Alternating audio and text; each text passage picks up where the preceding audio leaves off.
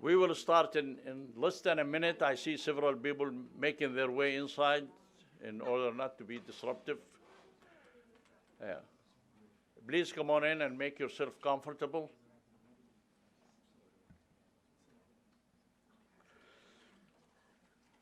As I mentioned earlier, our first of two excellent panels of the day is going to be moderated by journalist Saeed Ariqat, who is a member of the Palestine Center Committee. And the bios of literally of everybody who's speaking today is in the brochure that I hope that every one of you have had a chance to get one. If you don't, you can do that, but they are all published here. And I'm going to save the time and ask Saeed to come and take over, and he will take care of whether speakers want to speak from the podium or from their stations. Thank you, sir.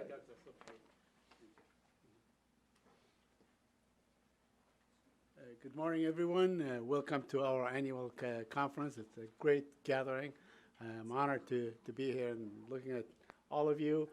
Many are friends. Without further ado, we're going to start because time is being pressed. I'm going to introduce the speakers, the panelists.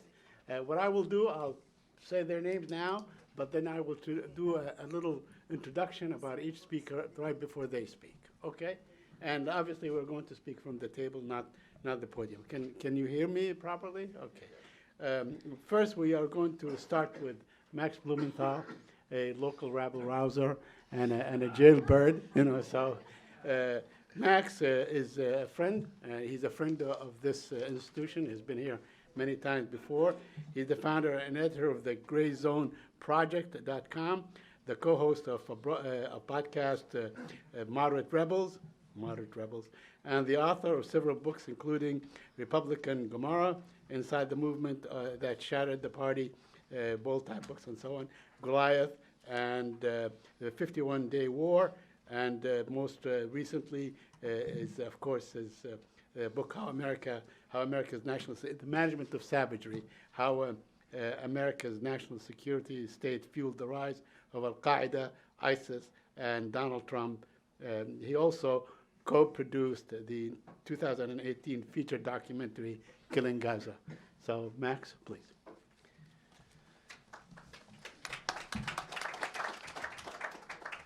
You want to speak from there? Or? Yeah, maybe it's easier just because I can't quite get out. Thank you for that warm introduction, Saeed. It's really good to be here. I wish I was here a little later. I'm not really used to mornings. I'm one of those people who works at home and, you know, doesn't have to really put on a suit that often except to go out to the world. Being a writer and journalist can make you kind of weird, and you exist on the margins of society, so forgive me if I'm a little rusty. You know, I've heard a lot about the ultimate deal over the past year, and it's been framed in the same way that Donald Trump himself has by people who are observers of Israel-Palestine, particularly people on the liberal side. This is not normal. We've heard that from the so-called resistance to Trump. This is not normal. Everything Trump does is not normal. I see Trump in a different way than they do. I see him as the apotheosis of a failed system. I see him as lifting the mask on so many of the social crises that we've been facing for so long. I see him Trump himself as the result of the ultimate deal between financial capital and the national security state. And so that's how I really see the ultimate deal itself. Because I'm the first speaker, I'll run through some of the most egregious details of it as quickly as possible, and I'll try not to repeat everything everyone else said. But the ultimate deal is simply enacting Netanyahu's wishes, but put forward by someone who literally was in bed with him, Jared Kushner. Jared Kushner, many of you know, was the son of close friends of Benjamin Netanyahu, and when Netanyahu was in town, when he was an opposition leader or a young deputy in Yitzhak Shamir's government, he would sleep in Jared Kushner's bed, and Jared Kushner would have to get up and go sleep on the couch. So that tells you who Jared Kushner is. And then the two other figures who are really responsible for this document are Jonathan Greenblatt and David Friedman. I call them team. This is a team Likud. Jonathan Greenblatt's principal role right now is trolling Palestinians on Twitter. I'm not sure what else he does. He's Trump's real estate lawyer, and that is his lone credential. And then you have David Friedman, who was the chairman of the Friends of Beit El, the settlement in the West Bank. You can call him the U.S.-Israeli reciprocal ambassador. He's referred to me as one of the worst anti-Semites in the world at a fundraiser for Trump in Jerusalem, which was, a badge of honor. Then he said Huma Abedin was a leader of the Muslim Brotherhood. He's called J Street Capos. So these are some very crude figures, ridiculous characters who've lifted the mask on the idea that the U.S. negotiating team was an honest broker. We can no longer say that. And they've put forward a plan that calls for the removal of exactly 0 settlements. They refer to the West Bank, and specifically Area C, as Judea and Samaria. Jerusalem will not be divided under their plan, which they call Jerusalem the eternal capital, but it will be shared with the new Palestine. The new Palestine. I don't know where that'll be. It'll be divided. It won't be divided, but it will be shared. Israel will maintain political control over the city, and Palestinians have to pay municipal taxes as they currently do. Of course, nothing's said about places like Kufar Aqab, which exist on the other side of the separation wall and therefore do not receive municipal services from Jerusalem, but have to pay municipal taxes. They also can't receive any services from the Palestinian Authority because they're part of the Jerusalem municipality. So these areas are left for later. The occupation is not referred to at all. It's called a logistical challenge. The Palestinians face logistical challenges. Of course, Palestine will be totally disarmed. Hamas will be disarmed as well somehow, although there's no plan for a state in Gaza, and nothing is said about the end of the siege of Gaza. Kushner pledges to reduce Palestinian unemployment to single digits and promises that expert economists peer-reviewed the ultimate deal. He promises to transform Palestine itself into Singapore and Gaza into Dubai, which I guess means that there will be a Trump Tower in the Jabalia camp. And a transportation corridor between the West Bank and Gaza, where Palestinians will kind of travel on what he calls an autostrada, above the Jewish Israelis, so they don't have to interact and they can go between their reservations. And of course, he promises healthcare investments and investments in schools, and at the same time, Jared Kushner has completely defunded UNRWA. So the ultimate deal document actually features photographs of UNRWA schools with happy children that Jared Kushner himself has personally defunded.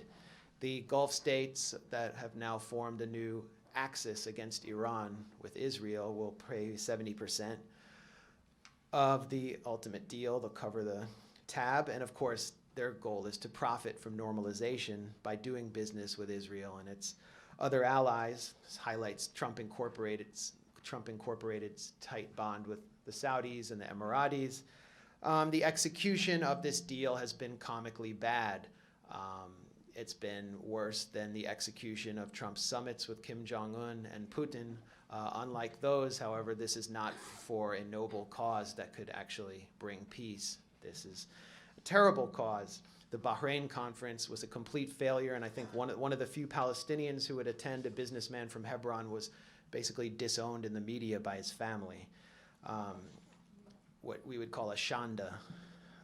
So, as with Trump, the danger with the ultimate deal is that we exceptionalize it and view it outside the context of the dangerous peace process that was consolidated at Oslo. We cannot say that this is not normal. The ultimate deal is, in fact, the ultimate expression of the long-standing peace process that promised that Israel would take peace after peace after peace.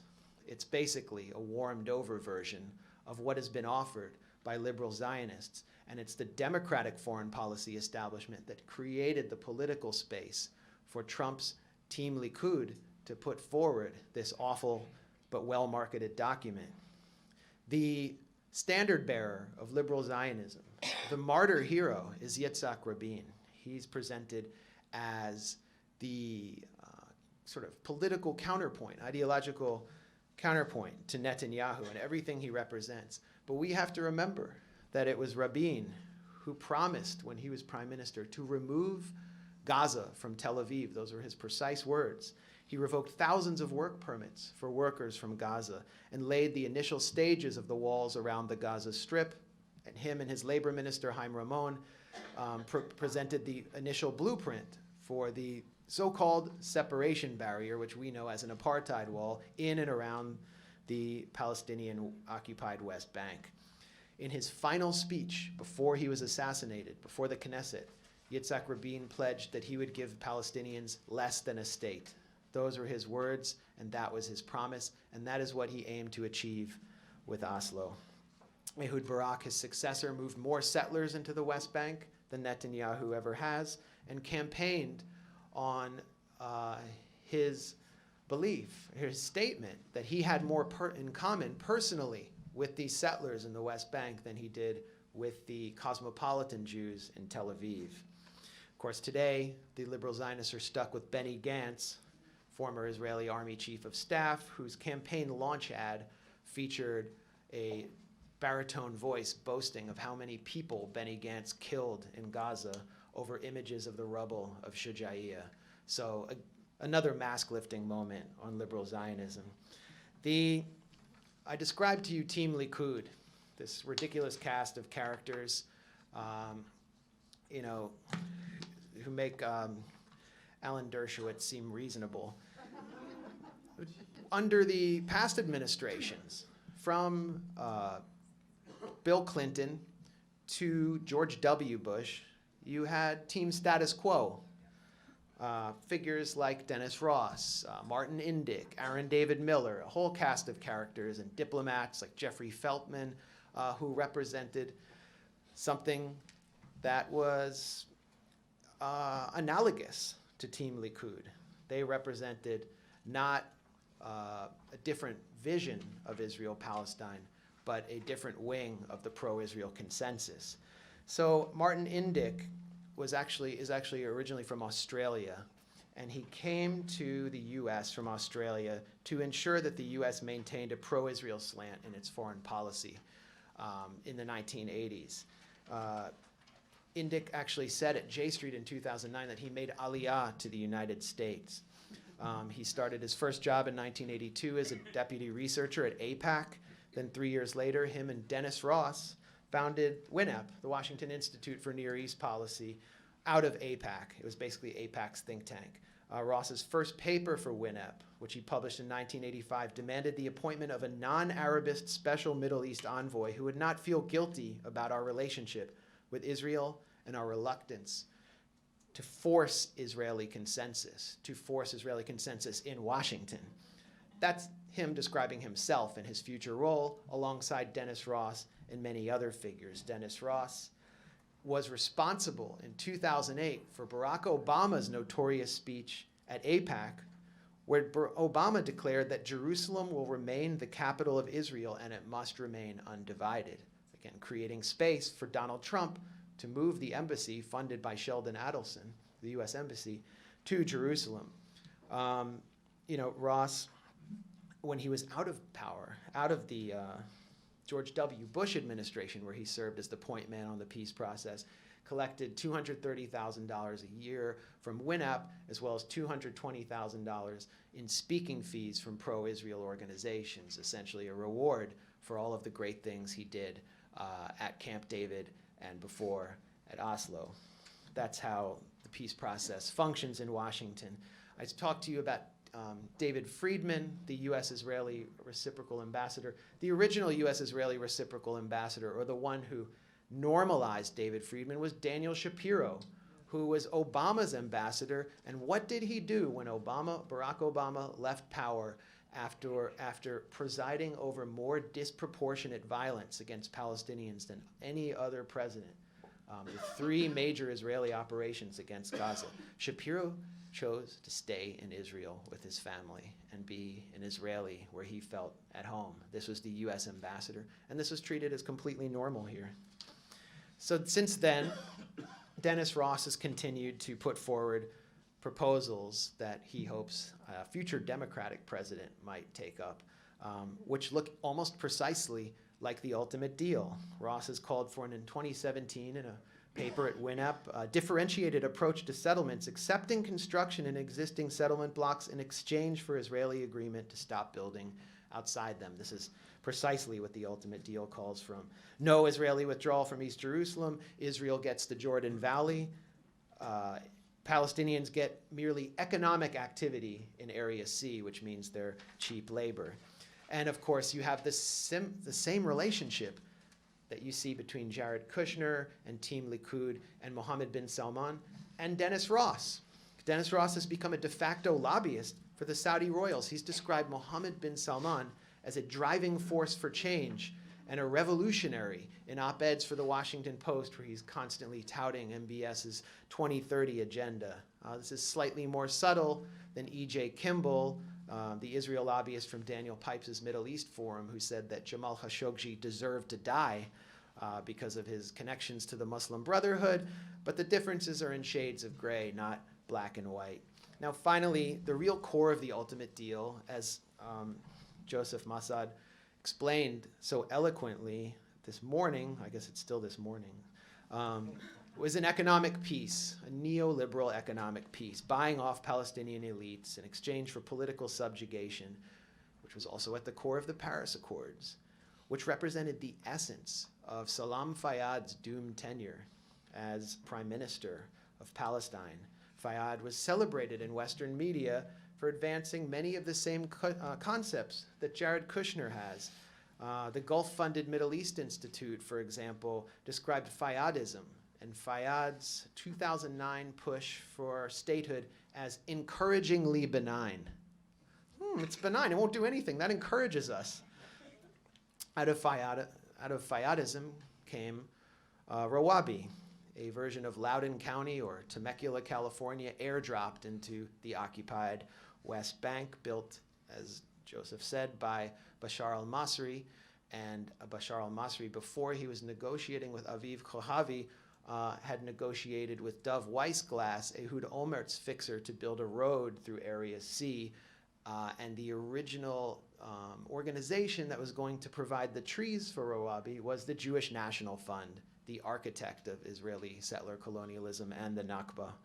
I actually ran into Bashar at his restaurant, Fuego in Ramallah, and asked him about that, and he denied it. He denied all the reports, so I feel like I have to, and then his waiters were frightened for me.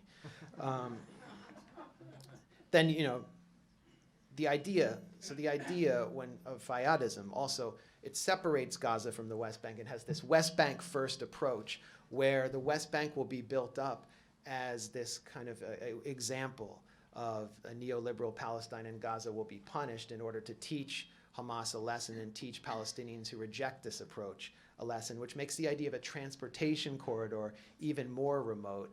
But we should look at the liberal Zionist plans for a transportation corridor. For example, the one put forward in Harper's Magazine by the liberal Zionist author and intellectual Bernard Avishai.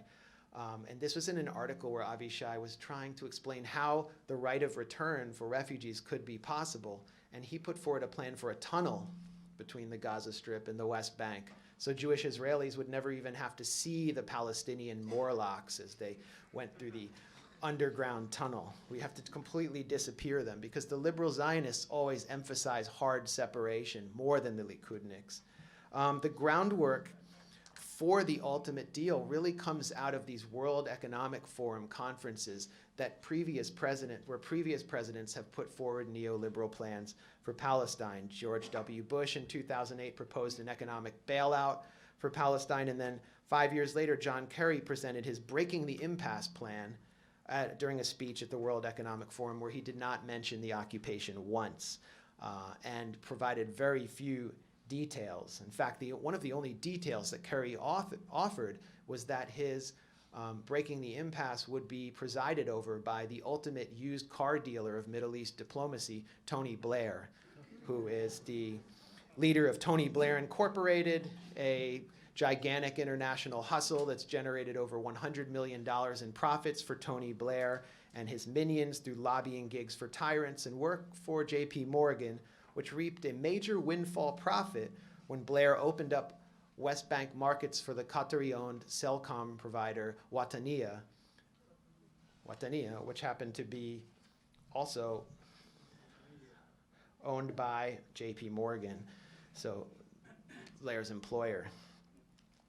By 2014, after Israel devastated the West Bank, John Kerry was back at it. He put forward a new economic plan authored by McKinsey and Associates that was leaked to me by a Palestinian businessman. It was basically a 3 or 4 page document.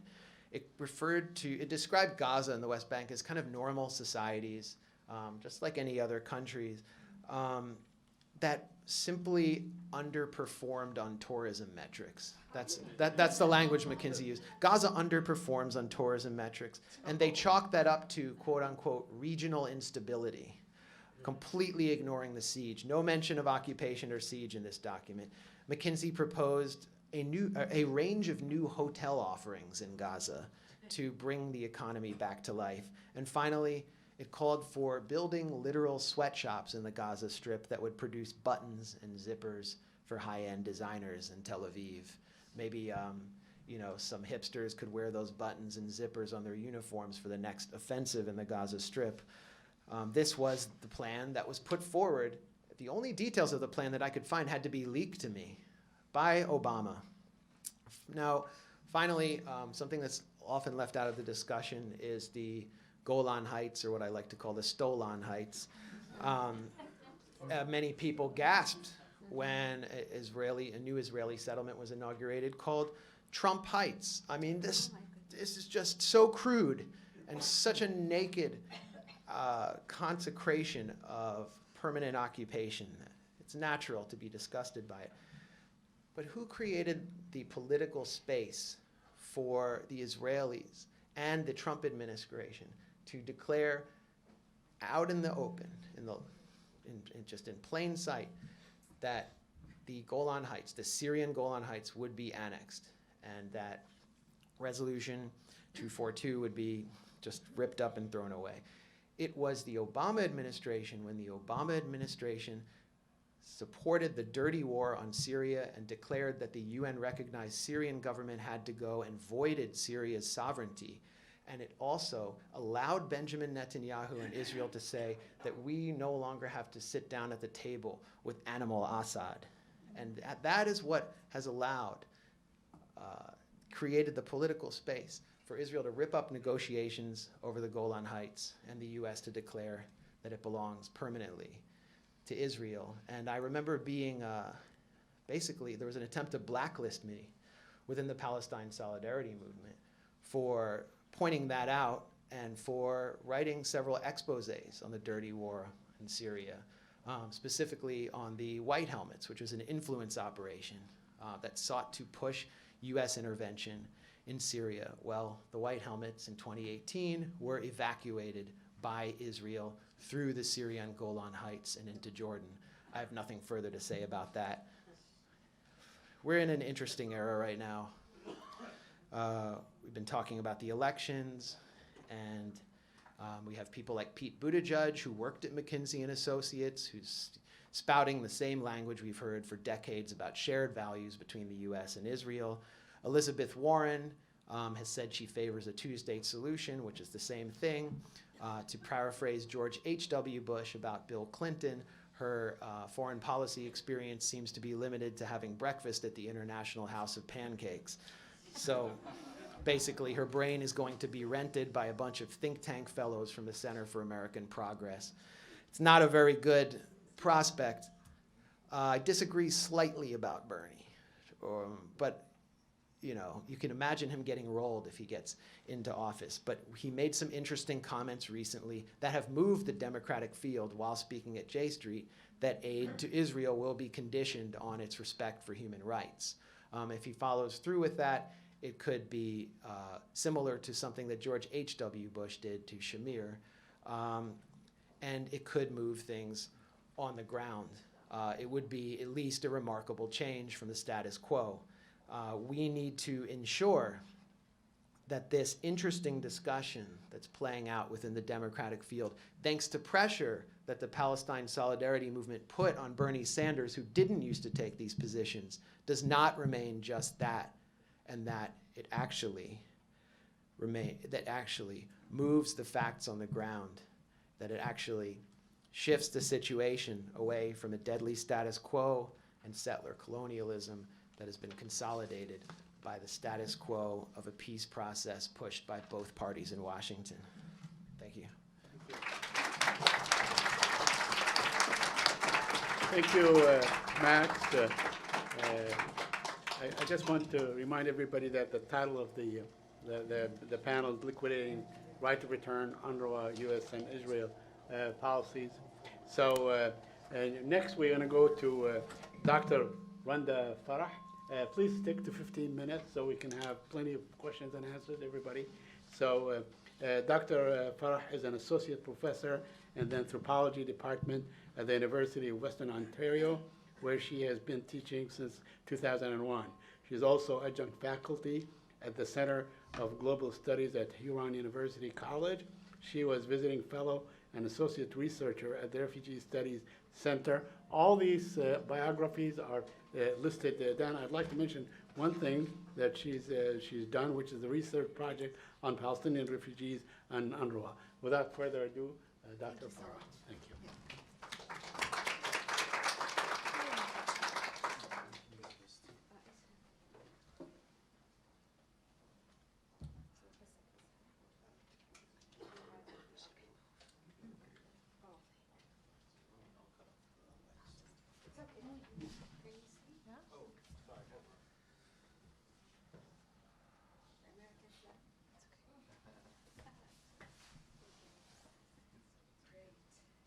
So thank you so much for having me. I'm thrilled to be among old friends, just Joseph and scholars and activists.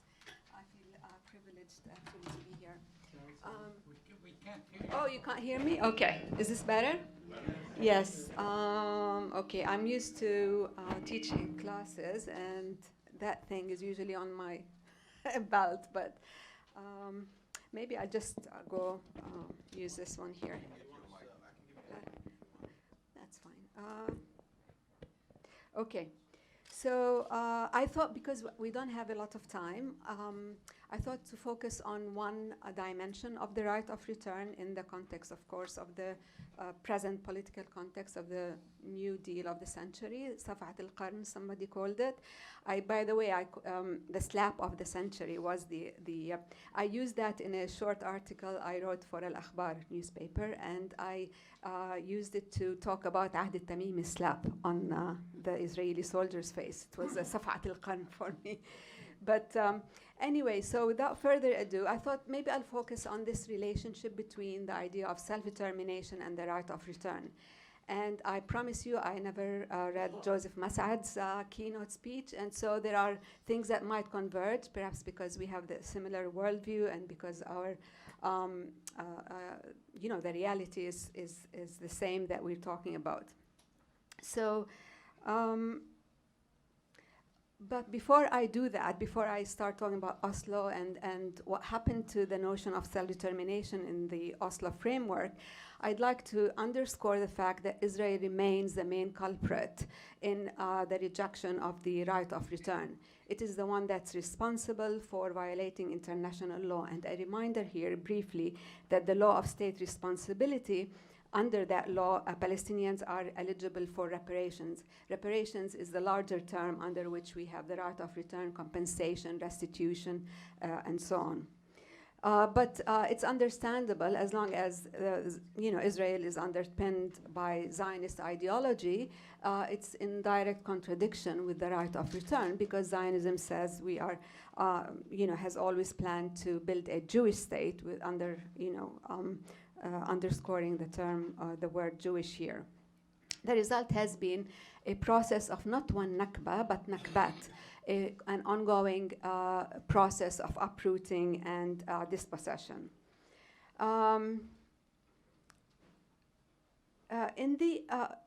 This process, of course, you constantly have to justify it. You have to come up with new narratives to justify what you're doing in the 21st century, when everybody can see there is this dissonance between what we are seeing in these images and what is being said. So you have to really make a very strong case and a very strong propaganda machine, which I called an expensive, extensive, and intensive. I was feeling very poetic last night, and I use these terms. But yeah, so in this, in the Israeli propaganda machine, Palestinians are simply non-existent. It's not that they don't exist. They see there are people there, but they are non-existent as a people nation. Nur Masal has said, when he discussed that, he said, it's not that the land was empty. They knew the land was not empty, but they just thought of these goat herders as undeserving of nationhood and of political independence. So the Zionist urgency then to maintain a Jewish majority is the reason for Israel's systematic attempt to delegitimize any institution, organization, movement that constantly invokes the right of return and the idea that Palestinians exist as a people. So the recent US cuts, of course, and accusations of corruptions, of course, every institution has some corruption issues. UNRWA is not unique in the White House. I'm sure if you dig a little bit further, you see there's major corruption in many other institutions. But I think the timing of the accusations and against UNRWA as well as the cuts in funding are the attempts or the continued attempt to dismantle UNRWA. But I think Israel was waiting for the right political moment to give UNRWA its final blow. These attempts are, as I said, are not new.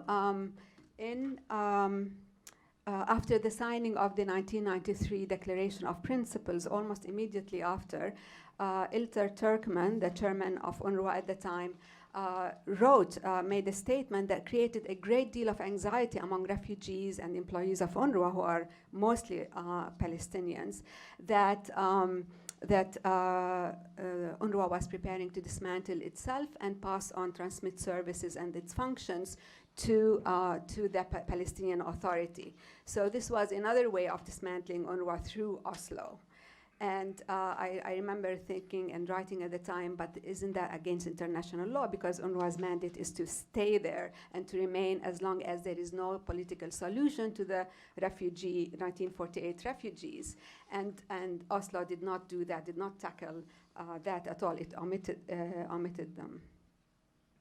Also in 1997, following the announcement of cuts, UNRWA's Dheshi representative or a leader of the community there said that these cutbacks fall directly in line with the Israeli program aimed at eliminating the refugee problem, which lies at the core of the Palestinian issue. So UNRWA as an institution and UN General Assembly Resolution 194 are targets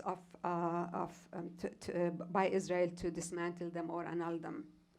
Now, going back to the main point I was thinking about last night and last week, actually, is that the issue of self-determination. You know, in the 20th century, the main meaning of self-determination was external self-determination. The emphasis was to rid the colonized world, the colonized people, of the burden of like in France, French Algeria, and other places in Africa and Latin America, Asia, and so on. Oslo was supposed to fulfill the Palestinian aspirations, or the way it was marketed. It was marketed as if it was the fulfillment, the last sort of step towards resolving the Palestinian, quote unquote, as Joseph said, conflict, which it's not, but the end resolving of the Palestinian issue. But what I argue that self-determination, the way it was applied in the Palestinian national question, or to the Palestinian question, as meaning sovereignty in the West Bank and Gaza, slowly turned into a trap to diminish or abrogate the refugee rights. It changed, and the most critical issue here is that it changed the national priorities from the right of return. If you are as old as I am, or if you remember or read somewhere, until this Oslo and the idea of the two-state solution within the framework of Oslo, we Palestinian refugees never talked about Dawla al-Mustaqilla or the independent state, or what was really the core issue of the Palestinian question is ethnic cleansing and the right of return of the people to their land. That is the main issue in the Palestinian national question, nothing else. But the idea of the two-state solution did not begin, of course, with the Oslo. It began probably in the 70s, I think the 12th National PNC, when there was talk about a mini-state. The idea of a mini-state at the time was that we liberate a small piece of territory and we use it as a launching pad to build the one democratic state for all. It was not the end and all, you know, the final strategic objective of the national movement. The Oslo Accords, of course, were quite different because according to Oslo, history begins in 1967, and what that did is it slowly obliterated and made invisible the right of return and the refugees. So one could argue that the Oslo actually facilitated the utilization or the instrumentalization of the concept of self-determination by Israel itself. So instead of self-determination for the Palestinians, it became self-determination for the Jewish state. And I'm trying to go quickly and skip some things here that we have. So in the end, self-determination became a hollow shell for the Palestinians, albeit with a Palestinian flag. There was those who initiated or insisted on their right of. I remember friends of mine who were, said, "Oh, Oslo's good. You know, the world has changed. You know, the structures of power, the global shifts, and so on. I think the U.S. now will be more supportive of the Palestinians." At the time, told me, "You are a romantic fool. You're still, you know, this anti-colonial revolutionary from the 20th century." There was this accusation of us being idealists because we insisted that no, the right of return is the issue, and we should not give that up, and it should remain central. But there is a bizarre scene that emerged after Oslo, where you have all the paraphernalia of the state, flags, and you know, a lot of celebrations and so on, just much like the Bantustan, the chiefs of South Africa. And yet, under the noses of this PA authority, you had the land upon which the territory of the state was supposed to be established being encroached upon continuously. So here you have, oh, we're a state, and ministers and departments, and the show, it was like a theater, a bizarre theater, Orwellian in a way, very, very bizarre. In my research, then I found that until this idea, the Oslo, the signing of the declaration in the refugee camps, the idea of return, the return, independent state, all these were thought of as one thing, that you would return, you know, like the minute you say the Palestinian refugee right of return, in itself invoked that you would become independent and that you would establish a state. You didn't need to articulate the idea of a state or self-determination, because you can't have self-determination, in other words, without the right of return. Palestinian refugees almost never, as I said, talked about self-determination in that way, but that contrasts very much with the Sahrawi refugees. I did research in the Polisario camp in Algeria, and every refugee almost talked to me about the independent Sahrawi state and Haq Taqrir al-Masir, the right to self-determination. The language was different because, of course, the situations are different. And the word kheme, the tent, exile, refugees were the symbols of the whole Palestinian national movement. If you look at popular culture as well as literary works, artists, painters, and so on, these all reflect the significance of the relationship between the Palestinian people and their land and this yearning to return. Now, again, with the new narrative of the two-state solution, some scholars talked about how refugees are illiterate, they're uneducated, they're nostalgic, you can never go back to the past. They're underestimating the fact that, of course, they know it's not going to be the same. But at the same time, it was this yearning and this nostalgia that was constantly, and this transmission of memory that was feeding the new generations and protecting the Palestinian national movement. As I said, the leitmotifs of return and so on were not only in popular culture, but also in the literary and artistic work of Palestinian novelists, Ghassan Kanafani, Aid ila Haifa, returning to Haifa, poets, Darwish, artists like our late artist Kamal Bulata, who was inhabited by Jerusalem and its light and its the memory of his Jerusalem. Now it's ordinary Palestinians, refugees, supporters, organizations like this one. Badil is very important in Bethlehem, activities like the BDS, and most importantly, the marches of return. These are the ones that are helping protect the struggle. It was interesting, I don't know if you follow the marches of return in Gaza, and I think we should at the very least, because every Friday there are a few Palestinians killed, injured, whatever, and it shows you that, for me, these are heroic. It puts us all to shame in a way, that they insist on going to march on despite this overpowering state called Israel that shoots them as if it's hunting birds. It's incredible. But last Friday, there was a slogan every week. It was down with the Balfour Declaration. I thought, that's good. That's a way to reposition the struggle and what's it all about. It's about colonialism and the anti-colonial struggle. And I thought it's very important because these marches are re-anchoring, repositioning against what the PA is doing and against the US, Israeli, Saudi, this conservative and aggressive alliance. It's a new kind of people's alliance that is emerging, that is saying, no, the right of return should be the central theme of our struggle.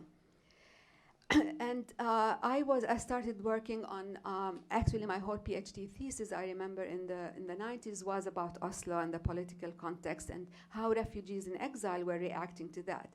And almost every refugee produced some artifact from Palestine, either through the narratives, the memory, the oral histories, or like a document that they had safeguard, given by grandmothers and the elderly, like a land deed. This is a land deed proving that they owned land, and they said, no, there is no right of return except to original places. And I called it, I remember, following the title of a book by Keith Basso on indigenous people in the States.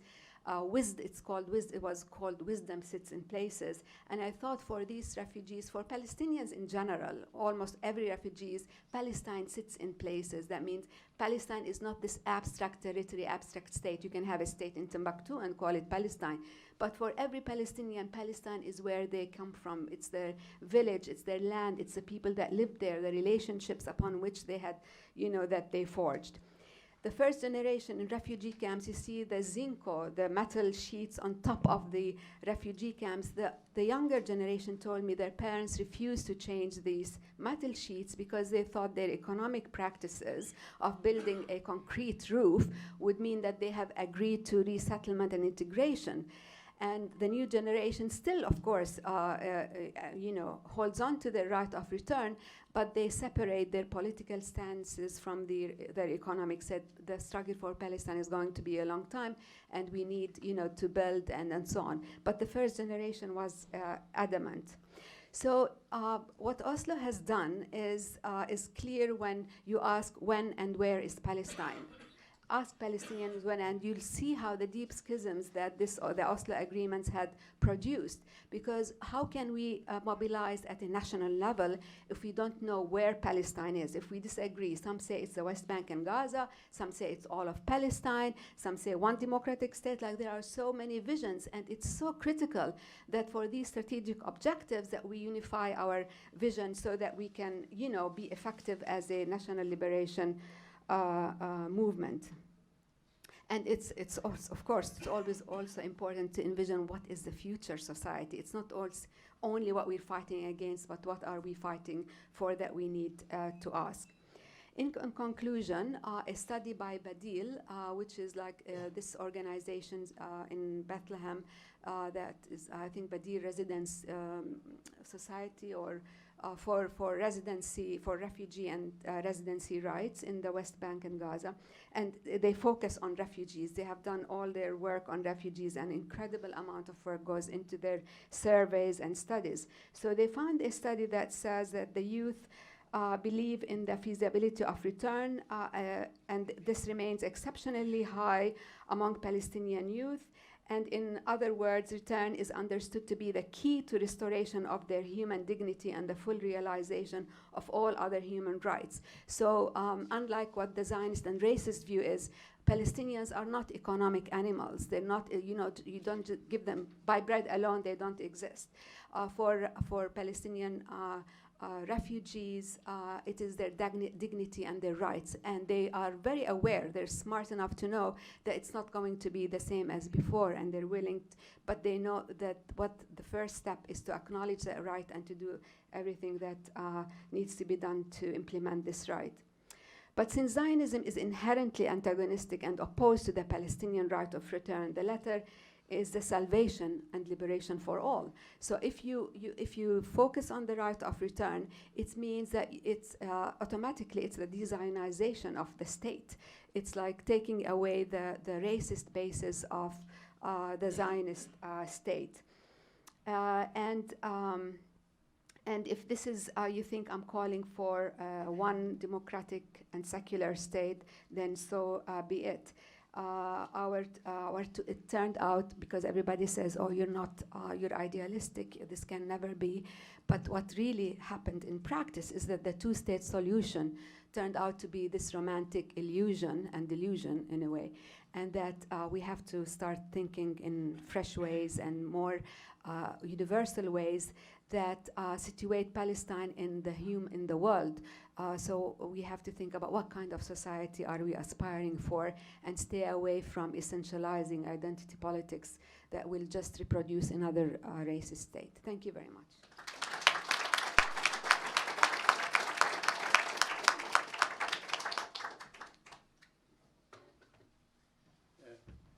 Thank you, Dr. Randa, and thank you for mentioning the marches. Today's march is called Mustamirun, and as of 2 hours ago, there were 70 casualties. I just want you to know that. So 70 casualties, yes, as of 2 hours ago. Okay. Of course, Can you repeat the size? 70 casualties. 70 casualties in the marches. 70. As of 2 hours ago. Not necessarily dead, but casualties, with firearms.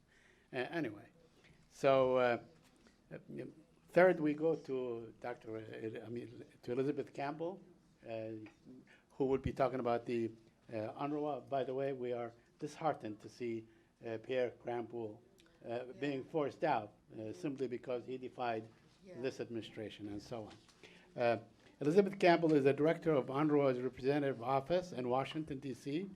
Prior to joining UNRWA, Campbell was the senior humanitarian policy advisor in the Bureau of International Organizations Affairs at the Department of State, where she worked on refugee and humanitarian issues in the United Nations system.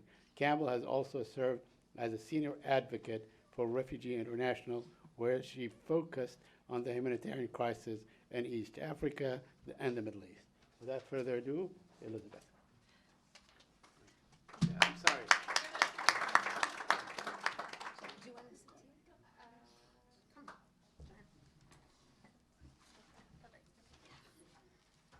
Sorry for looking in the wrong direction. No, it's okay. I've moved my seats multiple times.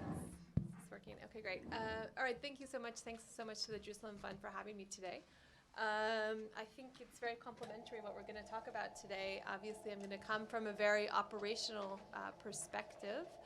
UNRWA is no doubt at a crossroads, and perhaps it came early on, and this is many decades in the works, but we are certainly facing some of our most severe financial and political situation that we ever have in the history of the agency. And I really have to say that I don't know how it will end. So let me just walk you through a little bit where we are and focus particularly on what the impacts of the U.S. funding cuts have been on the agency.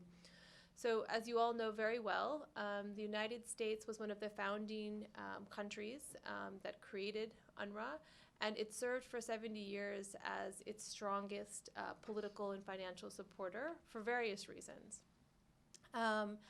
In 2017, the United States was providing about 30% of UNRWA's total budget, or around $360 million.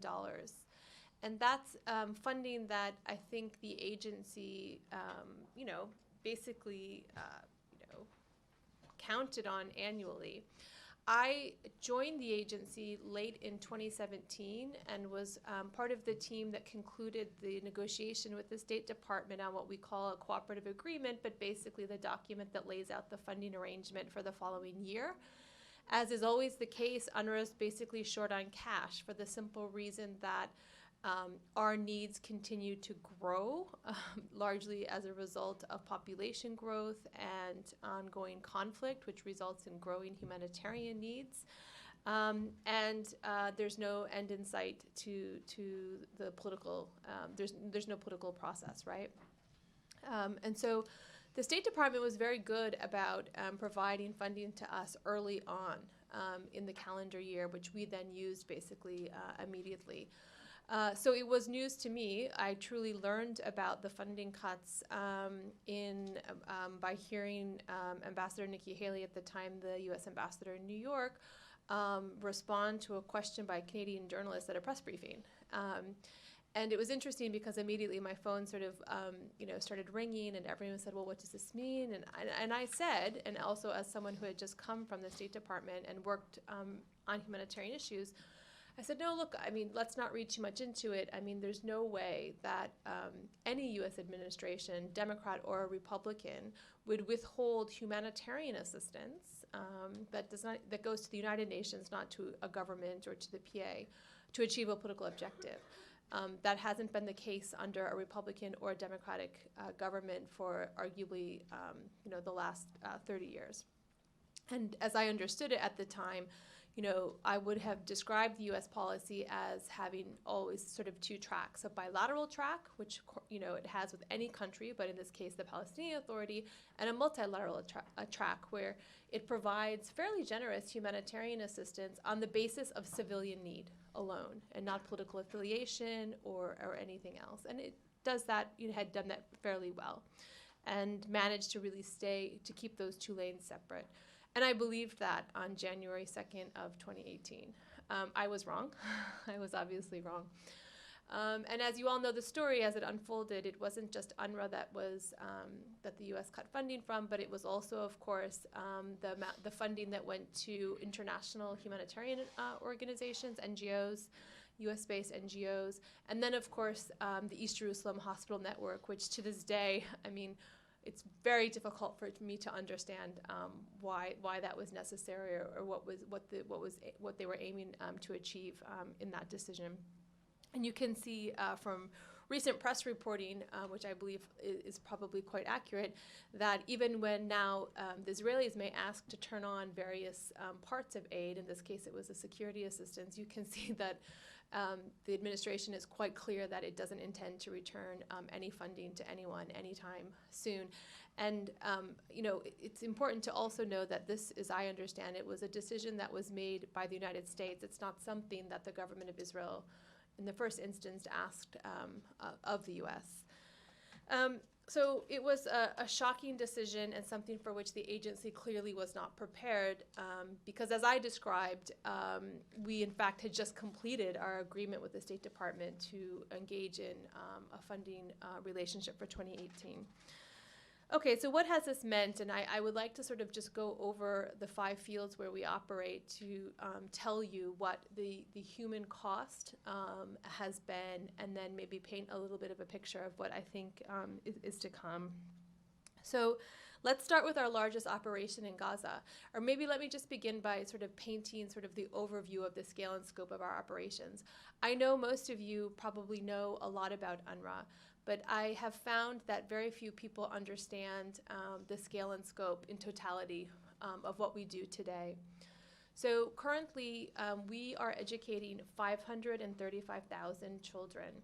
If you brought that school system to the United States, it would be about the 3rd largest after New York and Los Angeles. So that the scale and scope of that is not to be underestimated when we talk about the impact.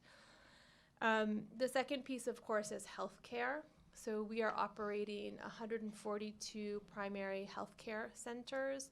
Last year, those centers absorbed 9 million patient visits. So that's also significant. So when you start thinking about impacts on a regional or global scale, think about it very simply in terms of vaccinations, right?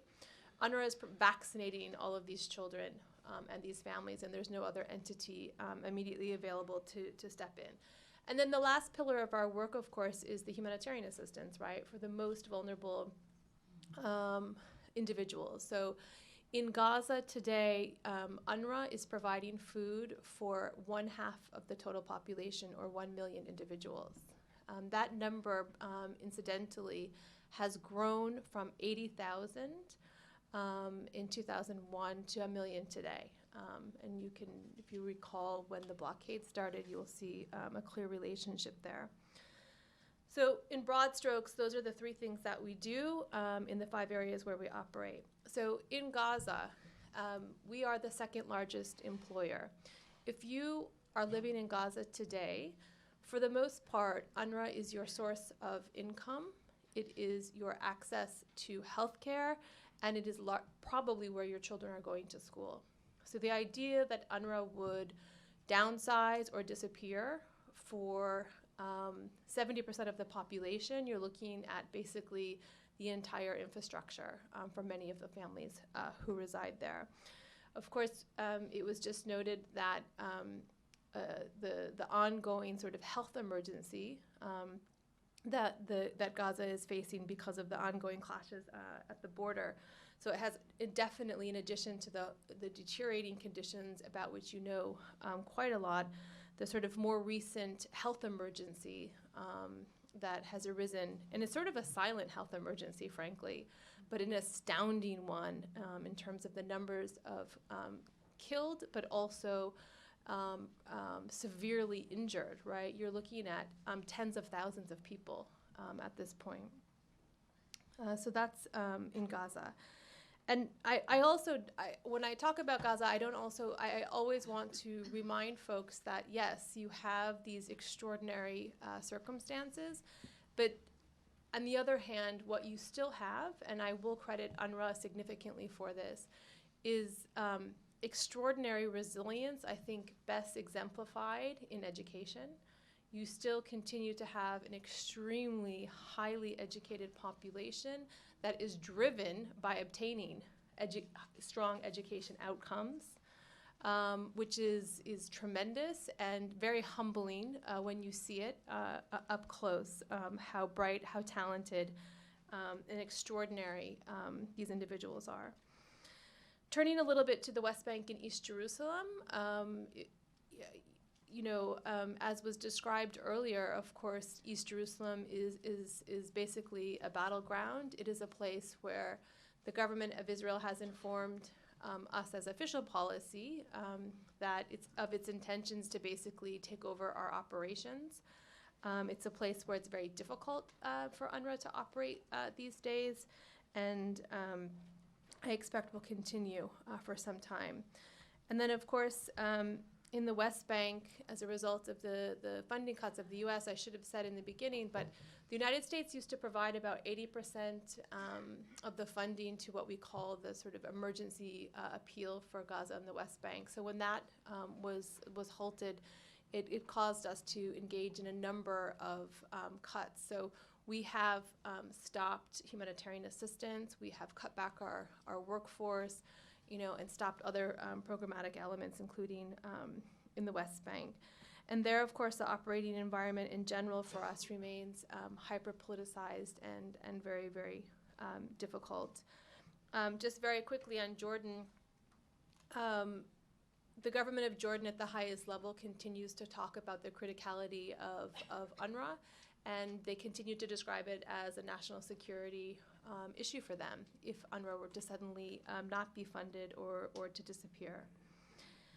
In Syria, another tragedy in many ways.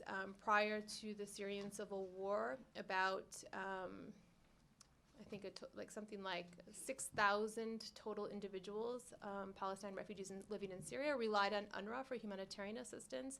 That number now stands at 100%. So again, it's just another example of a place where this idea that somehow Palestine refugees are sort of living in these sort of stagnant situations is obviously false. Of course, you all know that, but what we find increasingly is that we are dealing with secondary and tertiary displacement and all of the humanitarian consequences that come with that. So again, another example of rising need and major financial and budget constraints. One thing I would again say, just in the vein of resiliency in conflict, where I think Palestine refugees among all have mastered that. One of the amazing things that UNRWA did is, and it's something that was interestingly developed in Gaza, was a way to create basically mobile education classrooms. And basically we had the best of our teachers, and in our sort of Gaza TV studio, recording all of the lesson plans for students who could no longer access our schools during the war in Syria. And they were broadcast on UNRWA TV, which, as I understand from my colleagues, was viewed most intensely in Saudi Arabia due to the quality of the teaching, apparently. But anyway, this allowed students, our students in Syria, to continue their education. And when you meet these young people who are now, in 9th, 10th, 11th grade, who grew up through the UNRWA education system during the height of the Civil War, they're brilliant. And again, attribute, of course, the refugees themselves to that, to finding that extraordinary solution. And then just finally in Lebanon, a place that I find, at least in Washington, is often forgotten by policymakers and officials. I think it remains, at least for me, one of the most difficult places where Palestine refugees continue to live. And the funding impacts there have been as severe as anywhere else. I think, as you all are aware, unlike in other fields, refugees there are not permitted by law to access higher education, many parts of the labor market, and as such rely intensely on UNRWA to pay for things like hospitalization. So the funding cuts have also impacted families there as well. So just maybe in sum, what I can say is, and picking up on the point about the Commissioner General, who just resigned this week, of all weeks, is that, it's very difficult for me to see, to imagine what not only the humanitarian impacts would be of an UNRWA that is further weakened or dissolved or dismantled, but also, of course, the security impacts across these areas that I just described. You may know that UNRWA's mandate in New York is being debated basically as we speak. There will be a vote on that next week. While I think it's quite likely that mandate will be adopted, the question remains, what's a mandate without the money necessary to run the programs? UNRWA is facing an extraordinary financial crisis. As it stands, we are basically at this moment deferring vendor payments to pay salaries. It remains very unclear whether or not we'll receive the money that we need to continue to keep the schools open, the food pipeline open, and the healthcare system up and running. Certainly all efforts are being made to secure the funding that we need from the various donors, but it's definitely an extremely, I don't know, I can't find a better word than worrying, but it's extremely serious moment. And I think, maybe just conclude by saying that when I look across the Middle East and I look at the various challenges and problems and different things that governments can do to try to bring, stability, security, whatever you want to call it, UNRWA is actually the easiest problem to fix because you have a highly effective development and humanitarian system. It just requires an injection of cash. Unlike so many other challenges that governments and other actors are grappling with. And it's my sincere hope that after the United States has invested 70 years in building these institutions, which in my view and experience are quite extraordinary, that they don't simply, throw it all away. Thank you. Now I can see you. I was looking at our last speaker for this morning's session, but not least, of course, is Dr. Osamah Khalil. He's an associate professor of history at Syracuse University's Maxwell School of Citizenship and Public Affairs. He's the author of America's Dream Palace, Middle East Expertise and the Rise of National Security State, and the editor of United States Relations with China and Iran. Without further ado, please, Dr. Osamah. Thank you, Said. It's not easy to be the last speaker before lunch, so I'll try not to keep it too long. But I want to take a moment to thank Dr. Subhi and Dr. Eid and all the members of the Palestine Center Board for organizing the conference and all the great work they do here in the nation's capital in the United States and in Palestine. It's an essential institution, so thank you again. I want to thank Muhammad and Samira for their help with logistics in the conference, and of course to my fellow panelists. So there's a tendency, and I think you've heard some of this often in the media, maybe less so today, but there's a tendency to discuss Trump's actions and policies, including the deal, as a break with U.S. foreign policy. Right? The reality is that deal and Trump, as some of the speakers have already said, is more consistent with U.S. foreign policy over the past 7 to 8 decades, if not further back, if not back to, quite frankly, the Wilson administration, than has been recognized. There is a difference in style and rhetoric, that's clear. Right? But as I'll show you today, what has been done secretly or talked about secretly by American officials and in documents and agreements with the Israelis, what has been done secretly is now done openly and in typical Trump fashion, loudly, all right? We have to take credit for everything and announce it 2 times over and put a Trump label on it. But since World War I, Washington has viewed Palestinians as an inconvenient reality. And it's an inconvenient they are an inconvenient reality to be essentialized and erased. So what do I mean by that? In other words, they were essentialized as part of the broader Arab world, either as Arabs or as Arab refugees, right, without legitimate political rights and without an attachment to Palestine. I'll talk more about that in a moment. The deal continues this trend. The second major point to take away is that there will be no deal. Right? The deal will not be presented. Right? The elections are less than a year away. Donald Trump is not going to present the deal in an election year. Right? Now, it will not be presented until after 2021, if ever. But as Max pointed out, it'll be adapted and adopted with a different packaging, a new and improved deal, perhaps with a Democratic administration or perhaps in the second Trump administration. And as we've talked about, and there have been a couple of questions about this, the Democratic candidates, none of them are going to roll back Trump's decisions, not on Jerusalem, not on the Golan, not on anything he may do in the next 11 months to please Sheldon Adelson or somebody else. Right? It's not going to happen. Even though Bernie Sanders has made, to Max's point, and I think Max is right, he's made some very important points about linking U.S. aid to Israel to human rights. We've heard this before, during the Carter administration. Right? And as I like to tell my students when we talk about the Carter administration and his amazing human rights policy, there was an exception to Carter's human rights policy, right? And every state was an exception. Right? So, none of the Democratic candidates will roll back, and even if Bernie Sanders is elected, it is unlikely that Congress will go along. Now, fourth, as long as there is a collaborationist leadership, a collaborationist Palestinian leadership, Palestinians cannot expect any change in their status and achieving their rights and achieving self-determination, and certainly not statehood.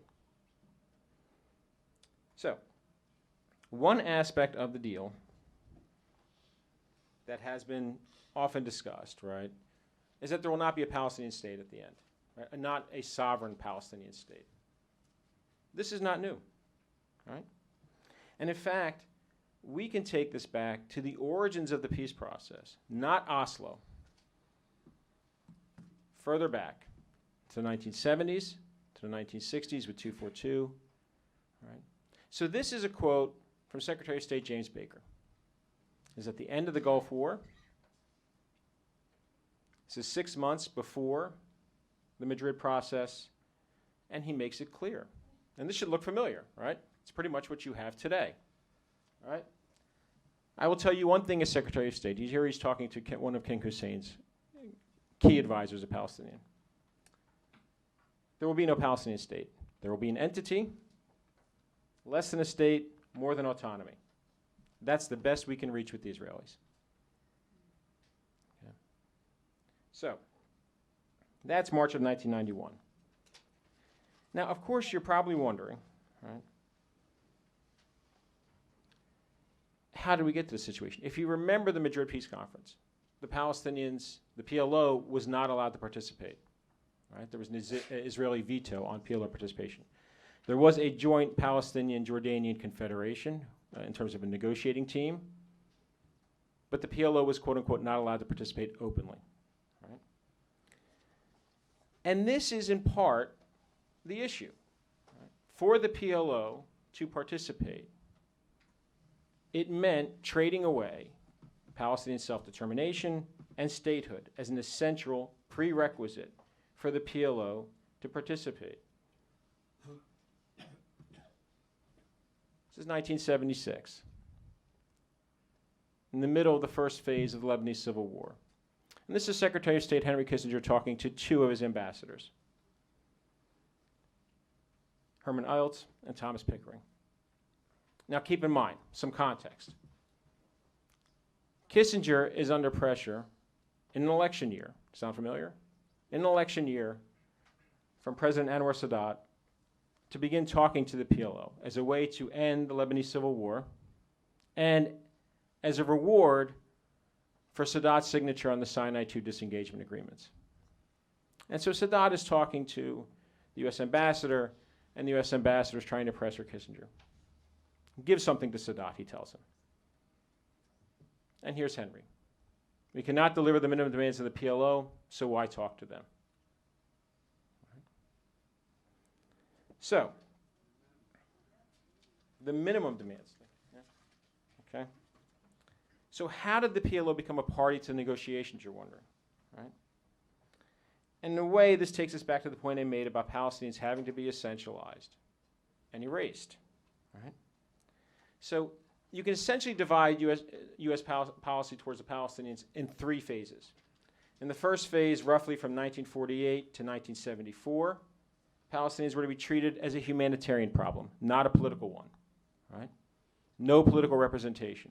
The hope was the United States would be able to arrange a peace deal with the Arab states and force the resettlement of Palestinian refugees where they were and negate the presence of the rest. Right? They would just fall within the population of the existing Arab states or as the Arab minority in Israel. After 1974, as the PLO gained recognition, right, as the sole legitimate representative of the Palestinian people, then the idea was to ignore them, as the Kissinger quote tells you. That will continue until roughly 1993 in the Oslo Accords. And with Oslo, the goal was the following: to co-opt the PLO and pressure them, as we see culminating with the deal of the century. Right? Now, one aspect of this is that always, Israel's demands take primacy. Here you have two documents, separated by 23 years. The second is during Oslo, and the first is linked to the Sinai II agreement. This is a secret memorandum of understanding that accompanied Sinai II. One of the aspects you always hear about this memorandum of understanding is the following: that the U.S. agreed, negotiated by Henry Kissinger, not to negotiate with or recognize the PLO until it recognized Israel. Here's the aspect you don't hear about. Right? Israel's veto. Israel's veto on any attempts to present some kind of formulation that they would object to. 23 years later, in the middle of Oslo, you have a very similar formulation in a letter from Secretary of State Albright to Prime Minister Benjamin Netanyahu. All right? Let's take a look. Take a look at the first one. The United States government will not join in and will not seek to prevent efforts by others to bring about consideration of proposals which it and Israel agree are detrimental to the interests of Israel. 1998. Recognizing the desirability of avoiding putting forward proposals that Israel would consider unsatisfactory, the U.S. will conduct a thorough consultation process with Israel in advance with respect to any ideas the U.S. may wish to offer to the parties for their consideration. It's particularly true with respect to security issues or territorial issues. So, the price for participation is acquiescing on Israel's demands. Now, the other key piece of this is that even when the United States talks about Palestinian state, and many of you I'm sure are wondering, but what about all these negotiations that have gone on, and there have been all these talks about creating a Palestinian state? You'll remember that that doesn't start until George W. Bush had his vision, right? Because there was nothing embedded in the Oslo agreements that guaranteed at the final state was a Palestinian state. There's nothing written in there. You will not find it. The other aspect that tells you that that's true is, to Max's point about Dennis Ross and his role, is that once the United States got involved in the Oslo process, the negotiations got dragged out, became more complicated, and then ultimately failed. Which leads us to the Bush administration. So one of the key aspects with Bush's vision, and this is consistent, is that once again, Israel's demands have primacy. And in giving Israel's demands primacy and enforcing acquiescence to those demands, it creates an unresolvable contradiction in which Palestinian rights, Palestinian statehood, Palestinian self-determination are negated. What do I mean by that? April 14, 2004 letter from Bush to Sharon. At the top, you'll see the discussion of the right of return. And notice how it's framed. All right. Now, you don't have to be a lawyer to analyze this. This is pretty clear-cut. W couldn't write one in legal language anyway. So, the United States is strongly committed to Israel's security and will begin, and well-being, as a Jewish state. It seems clear, all right, that an agreed, just, fair, and realistic framework to the Palestinian refugee issue will be part of an agreement, will need to be found through the establishment of a Palestinian state and the settling of Palestinian refugees there. So there's the refugees. Number two, Israel must have secure and recognized borders. In light of new realities on the ground, including already existing major Israeli population centers, it is unrealistic to expect the final outcome to be a return to the 1949 armistice lines. Right. And he tells you, again, taking us to the deal, all previous efforts to negotiate a two-state solution have reached the same conclusion. This is 2004. It is realistic to expect that any final status agreement will only be achieved on the basis of mutually agreed changes that reflect these realities. But then he tells you the United States, in accordance with his vision, that as we know came to him from a divine intervention, right? That the United States supports the establishment of a Palestinian state that is viable, contiguous, sovereign, and independent, so that Palestinian people can build their own future. These do not match. It is impossible with the existing realities on the ground to have a viable, contiguous, independent Palestinian state. So, where does that leave us? And what do we do now? There is a one-state apartheid reality today. There is no peace process, and there will not be a Palestinian state. No matter what individuals here in the DC think tanks tell you, what the Democratic presidential candidates say, or what peace process veterans want to say because they can get more speaking fees.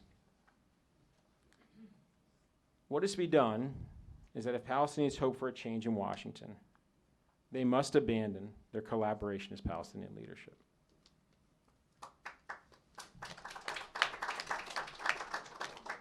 And they must abandon engagement in the peace process charade.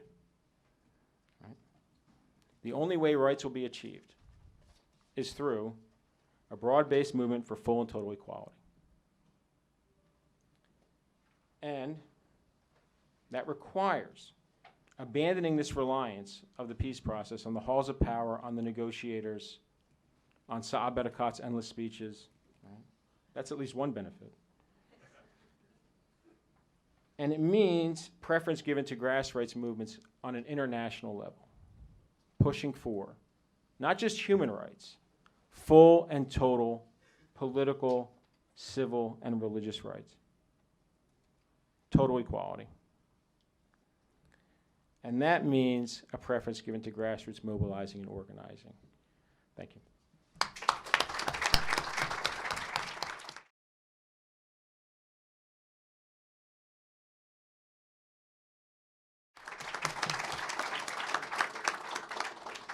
Thank you, Osamah, Elizabeth, Randa, and Max. We had 4 compelling presentations. Now we will go directly into questions and answers. Please, again, make it a question and direct it to any of the speakers. So I will start right there with you. You asked question in the first one. So and please wait for the microphone to come to you. Okay. Short.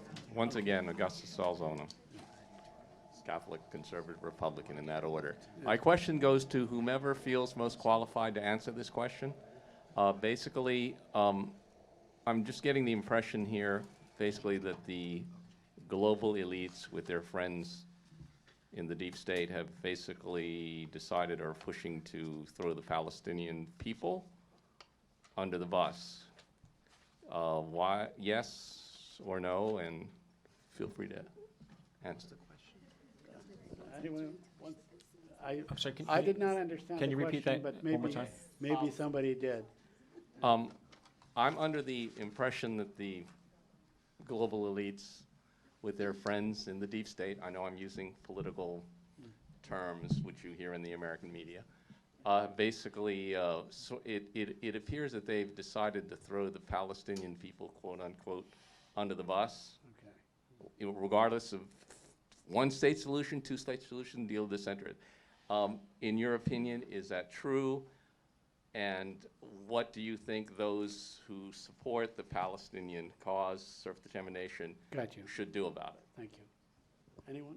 Osamah, since you talked. Yeah, I mean, I don't think, I wouldn't agree with the way you're formulating the question, right? I think what you've heard, I think, since this morning, is that the Palestinian people have been thrown under the bus not by the deep, and that's not a current issue, right? It's not by the deep state, right? That this is, we can take this back to the Wilson administration. Sorry, Max, I'm trying to hit you. All right, so I think what the focus would be where the deep state has its interest, and Professor Messa talked about this morning, is an alliance with Palestinian security services, right? And that's something they want to maintain, and they are maintaining, right? And in fact, they serve a role not just as, mercenaries, right, within, as a security service, as a collaboration security service in the West Bank and Gaza, but individuals like Mohammed Dahlan and others have also served a purpose for the U.S. in Iraq, right, as translators, as torturers, right? They've served a purpose throughout the U.S.'s dirty wars that are being run, the shadow wars that are being run in Yemen and elsewhere, right? Dahlan, who was one of the security chief for Gaza, has become a favorite of the UAE as a quote-unquote security consultant. And he is effectively running his own mercenary force for them, right? So this is something, when we talk about the deep state, and we chuckle about it, the reality is there is a national security establishment in the United States, right? We have a range, and some of the individuals are here, welcome. Right? And they have an alliance and have had an alliance with the security elements of the PLO and the Palestinian Authority since the 90s, right? That's not a mystery. They're not shy about it, by the way. I mean, they're building these training centers. They're building the centers with USAID money. This is not something they're shy about. Right? So the issue there then is, what is the role of the Palestinian people when you have a security service elite that's answerable not to the Palestinian people, right? And in fact is used to repress them, but is answerable to their paymasters in Washington and in Israel, or to the Gulf, right? That's part of what the deal of the century, quote unquote, is, right? Is removing that mask, the mask also of USAID. So USAID, will build sewers, right? We'll build schools. Well, they're also building the security apparatus that helps suppress Palestinians. It's the same kind of security apparatus that's built throughout the region. So when we talk about the deep state, there are a number of deep states throughout the region, and almost all of them, if not all of them, have strong ties to the U.S. national security establishment. That's not conspiracy theory, and it's not a mystery. The U.S. isn't shy about it. Right? This is a holdover from the Cold War, and it's something as part of American primacy, particularly after 9/11, that the U.S. has been quite open about. They're not shy about it. Right? It's not some crazy conspiracy theory on the corners of the web. All right? Thank you. I have Hamid, and then we'll go there, and then we'll move in that one. Thank you. My question is to Ms. Elizabeth Campbell about Pierre Campbell. I don't know if you followed the noon briefing on Wednesday and the hard time we gave to Stefan Dujarric about his resignation. He didn't resign, in fact. He was pushed to resign. The investigation did not find him doing anything wrong. It says that. And the Secretary General asked him to stay, to freeze his leadership or his role temporarily until the end of the managerial misconduct, which he is not responsible for. Yet he was asked to resign. Can you explain why he was pushed to resign, and the role he played after the U.S. Froze the funds, and how he went to all over the world to fill in the gap for the U.S. funds that had been kept? Thank you. Sure. Well, I'm sure my answer will disappoint you, but what I can tell you is, yes, I watched the UN press briefing, I guess on Wednesday, right? Or Tuesday? Wednesday. And so what had happened earlier that day is that he had agreed to go on administrative leave until the completion of the investigation, which had been ongoing since March of this year. And then subsequently and very quickly thereafter decided on his own accord to resign. And so we have a British national, Christian Saunders, who's acting in charge of the agency. And that's all I know, and that's all I can share. And I can only reiterate that our pressing concern is our financial situation. Which is real and can't be overstated. And I think UNRWA is very committed to moving forward and trying to find ways to ensure that donors are able to follow through with the pledges that they've made. and that additional pledges will come forward. Because if that does not happen, then we are looking at a question of what it means to have 535,000 children without access to education. And that seems to me to be a far more critical question that we should all be focused on. Yeah. Thank you. We'll go to you. Short. Thank you very much. Benjamin Tour, retired diplomat. I have a three-part question. Both Dr. Khalil and Dr. Massad emphasized the continuity in U.S. Policy on Palestine, going back even to Woodrow Wilson. Has this been in the U.S. interest? If so, why? If not, why? And what makes you think that U.S. policy may change in this regard? Who do you address this to? Primarily to Dr. Khalil, Okay. but others can pitch in. And you want me to get one, or you want to get more than one? Yep, okay. Well, look, I'll talk to you a little bit, and then if you want, we can talk on the side. Yeah, no, there's a clear continuity dating back to the Wilson administration, right? One of the benefits for the United States has been that it's been able to keep a relationship with the Arab states, right, during the Cold War and then post-Cold War, because they had more to fear from the Soviet Union, particularly the Gulf monarchies, right? Monarchies don't tend to do well under a socialist regime, right? They don't tend to last. So they had more to fear from the Soviet Union or from Arab nationalists, especially the Gulf monarchies, than they did from Israel. Right? The Palestinians, as I mentioned, were an inconvenient reality. Right? And so one of the ideas here, particularly as part of the erasure, was to remove them from the political equation. Right? And when that failed, what the United States attempted to do was co-opt the Palestinians. So as you can see from the Baker quote, what the United States has been struggling with is how do we deal with this political problem, right? And they've ignored the humanitarian problem for some time, right? So, on UNRWA, what they've been doing is funneling money and hoping that that will go away. What we often ignore is that the whole reason the U.S. was funding UNRWA from the Cold War was not because they had this great care for the Palestinian refugees, right? What they were worried about was, according to internal documents, right, this is CIA reports, et cetera, was that they were worried that the refugees were going to become radicalized, that this would be an area for potential communist influence, and they would destabilize the region, right? And so over and over again, when UNRWA funding would come up, because there were, the enemies of UNRWA in Congress have been the same enemies that have been there since the 40s, right? So there would be this constant pressure on the Truman or the Eisenhower or the Kennedy administration. I have a great document from 1964 during the Johnson administration, where one of his advisors comes and writes, 1964 is the year we're going to solve the Palestinian Arab refugee problem. That was 1964, right? And what they would do in Congress was tend to pump money, right, as a way to basically hope eventually to force resettlement of refugees, that they would forget about Palestine, and that through vocational training, education, et cetera, this didn't work out. But that's the way they dealt with the humanitarian issue. The political issue is eventually they co-opted the leadership. After attempting to ignore them for 3 decades, they finally co-opted them. They found the price that they wanted, right?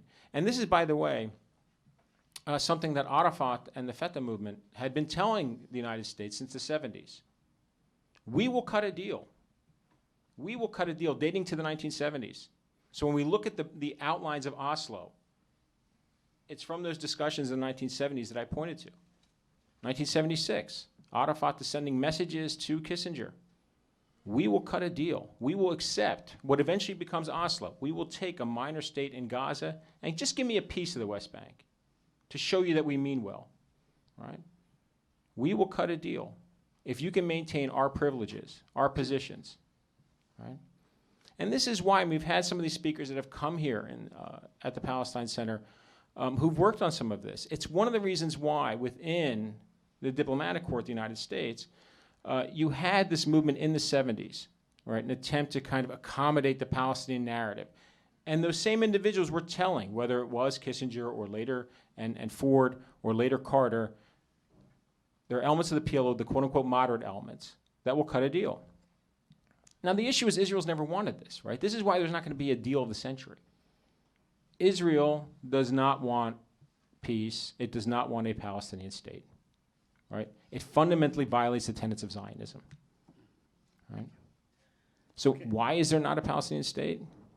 if in fact Israel is given a repeated veto, right, in the documents, in the agreements with the United States, it tells you, right? And there is a strong alignment with that within the Washington foreign policy and national security establishment. They see that. At the same time, they're trying to accommodate this political movement that they've been unable to suppress. And so the final point I'll make is this, is that there were other attempts to erase the Palestinian national movement, the 1982 invasion of Lebanon, right? So one of the things about the 82 invasion of Lebanon, the attempt to destroy the PLO, was that what was this a result of? The Camp David Accords. Why?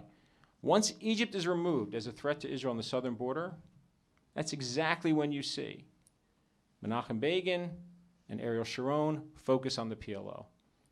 If you destroy the PLO, you never have to negotiate with them. Yeah, I think it was Henry Kissinger that said, no war without Egypt and no peace without Syria. Go right ahead, right? You, yes. Thank you. Okay. First of all, thank you very much. All the speakers today have been dealing with the American views regarding Israel and Palestine as though they were static, that they were the same years ago, they are the same now. And yet it seems to me that, and I'd like your input on this, there is a change in the way American Jews are viewing Israel. And that being such a politically charged part of the constituency, I'd like to know if you think that that could have an impact on this issue, and if so, to what extent? As the Jewish guy, I'll take that. The token one, huh? I'm one of them who's part of that change, I guess. Well, the problem here is that those American Jews who have defied the kind of consensus within their own community on Zionism are younger, tend to be younger, and they exist at the politically are positioned at the base, the grassroots base of the Democratic Party. And the problem is that the Democratic Party is not democratic, and therefore they don't have a voice. I mean, we can go back to I think it was the 2012 convention when there was a voice vote on, what was it, Jerusalem, and whether to recognize Jerusalem as the capital of Israel. And Antonio Villaraigosa, the first Mexican-American mayor of Los Angeles, was the chair who held the gavel. And it was so obvious during that voice vote that the resolution was shouted down, this AIPAC resolution. And Villaraigosa, as this kind of corporate stooge of the California Democratic Party who is always speaking at Jewish federations every time Israel is carpet bombing entire families to death in Gaza, as if the mayor of Los Angeles has anything to say about a foreign policy situation thousands of miles away, banged the gavel and said, the yays have it. And that just tells you where the Democratic Party is, and the Democratic Party elite conspires against Bernie Sanders and has conspired against him in 2016, in part because he was mobilizing those young American Jews who will come out and support him again. That's the issue we face, and so the problem is within the Democratic Party, and then you have the Republican Party. If you look at the polls of Republican voters and their views of Israel-Palestine, they've actually become more pro-Israel in the last decade as AIPAC helped create this Christian Zionist movement, Christians United for Israel, and inculcate the Republican base with Christian Zionism. So the two parties are actually becoming more distinct at the grassroots on Israel-Palestine, but among the elite, they remain united, at least for now. Now you, right there. So actually, thanks, Dr. Khalil. My question is much shorter.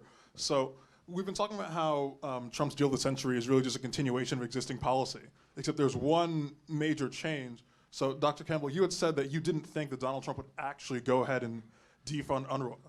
And UNRWA is, in the same way that the PA is the way that Palestinians keep themselves occupied, right? UNRWA is the way that Israel offloads its responsibility to the Palestinians. But if that's understood and Israel didn't ask Donald Trump to do it, then why exactly did he do it? Did he, Did he just, is he not used to being a Republican and he just heard Republicans are pro-Israel, we hate Palestinians, stands to reason, defund these refugees, what have these guys been doing? And in the realm of sort of rogue servitors, Max, instead of calling it the Stolen Heights, why not the Golem Heights? What, The Golem Heights. Golem Heights, I like that. Got a creative mind. Yeah, so the reason that it was defunded, but that all humanitarian assistance, right, and I have to emphasize that, stopped.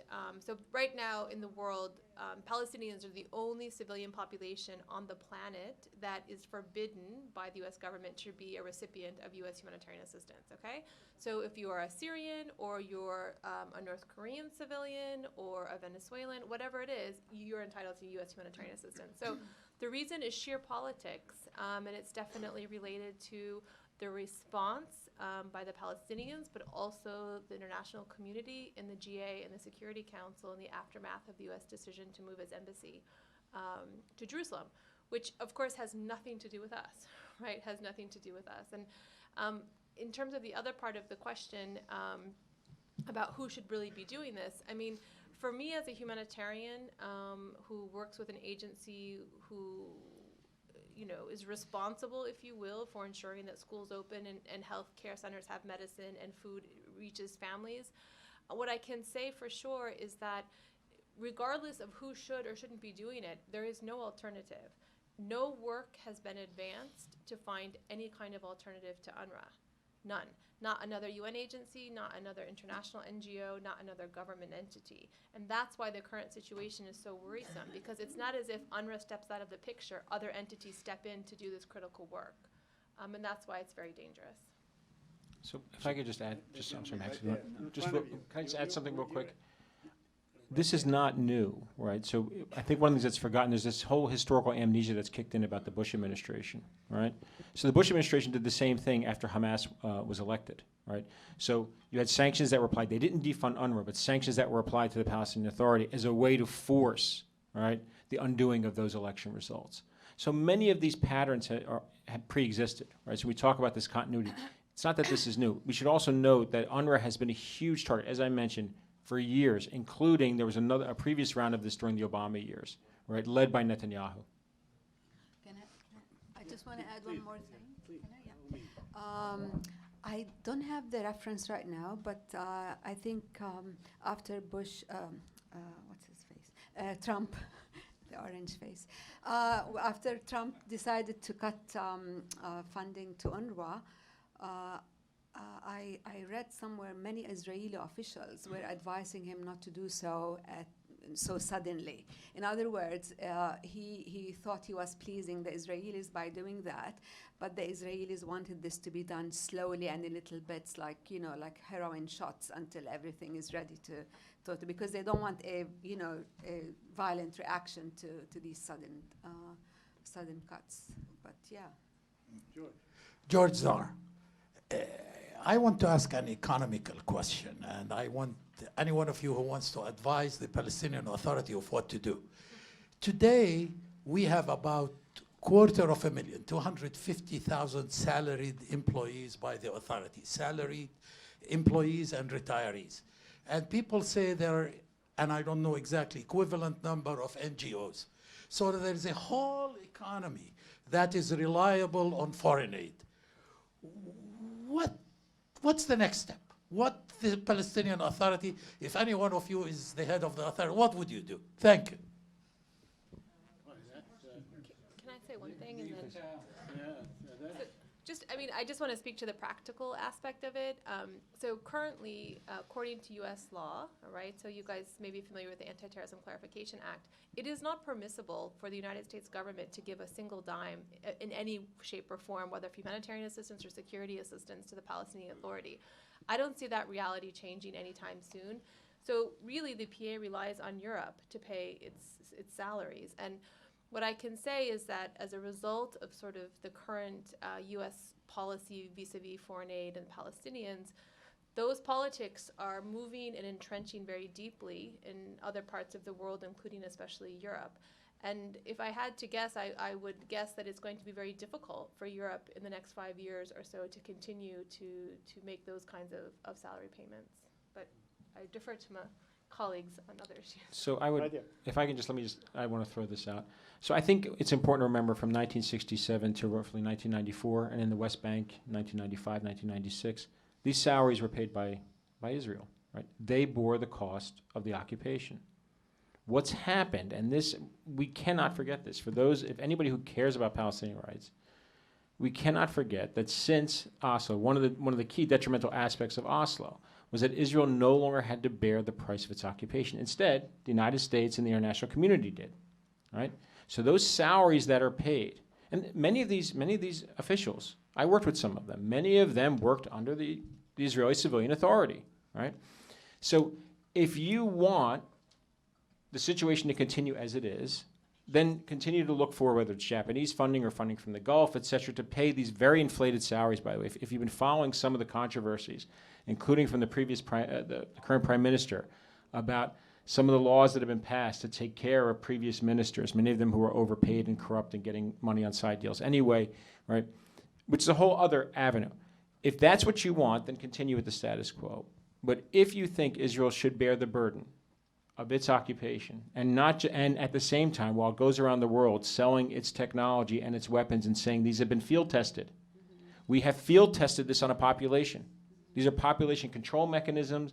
These are and this becomes a huge selling point, as Max has written about, a huge selling point for the Israelis, right? In which the Palestinians become a laboratory for field testing of weapons and technology, right?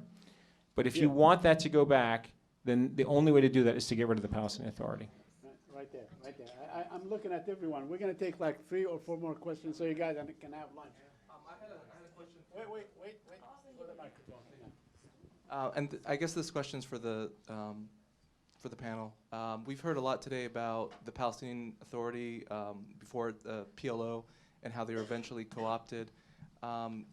If you can comment briefly on Hamas and whether you see sort of similarities with sort of the progression, and what is really the end goal? Is it sort of this Palestinian Authority, sort of the mini authority in Gaza, or something else? Max, you did the thing on Gaza. You mind tackling that? I'll let anyone else on the panel take it first, and I'll follow up because. All right, so I from my perspective, yeah. I mean, Hamas is following the exact pattern, right, that was established by the PLO and by Fatah, right? And that includes a repressive rule, an undemocratic rule, cutting deals with Israel to keep themselves in power. They are under extreme financial strain, right? And, of course, clamping down on any types of protests, much like we see in the West Bank, right? Any kind of protest is seen as collaborators and as deviant, right? Same thing you see in the West Bank, and any kind of protests in the West Bank that come out are then linked to Hamas and cracked down on.